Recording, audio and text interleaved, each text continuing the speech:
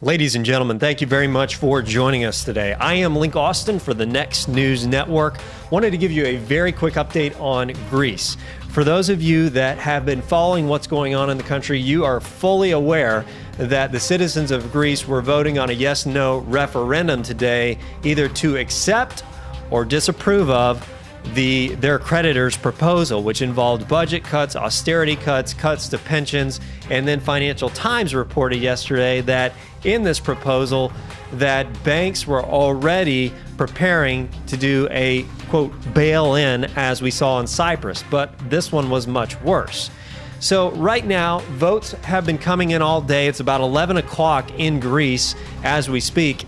And we have 61.33% no votes for this referendum, saying that the citizens of Greece do not want to accept the creditors' terms, the European Central Bank, the International Monetary Fund. They're saying that we want to leave the Eurozone. And we've got 38.6% saying yes, with about 60% of the votes in and reported for. What does this mean for the country of Greece? Well, either of these options, they're just in a bad situation. And honestly, I don't even know what is the best outcome for these folks, because if they vote yes and they agree to the globalist bankers' demands, this is just a never-ending story where this will happen again in a few years. You know, the Eurozone will give them some more money and restructure their financing, but this will come up again. If they vote no, as they're doing right now, and they return to the country's currency, the drachma, they will undergo hyperinflation. The cost of importing any goods is going to be extremely high. There will likely be civil unrest. It's going to not be a pretty situation. But then I understand the people of Greece not wanting to give in to the demands of the globalist bankers, because where does it stop?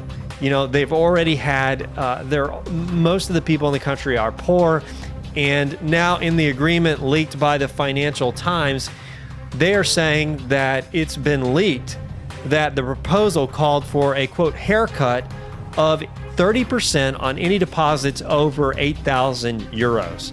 That's about $8,800 US dollars. So anyone that had over $8,800 would have 30% taken off the top and given back to the banks to fix their problems under voting yes for the referendum. So we will wait and see if the no vote holds true, which it looks like that it will. And if that's the case, you can most likely expect that markets, beginning with the Asian markets this evening and then into tomorrow morning when our markets open, that there's going to be a lot of turmoil in the exchanges. Last week, when all of this was going back and forth with the negotiations still continuing, and then the announcement of this referendum vote being held today on July 5th, we saw the stock market here, the S&P 500, it took a nosedive larger than all of the gains for the entire year. It came back up a little bit, but that just shows you how much of an effect this will have on the entire global market system. Two things before we go. If you haven't subscribed to both my channel, Link Austin, and to the Next News Network YouTube channel, do so right now. We have got to continue getting this information in front of as many people as possible.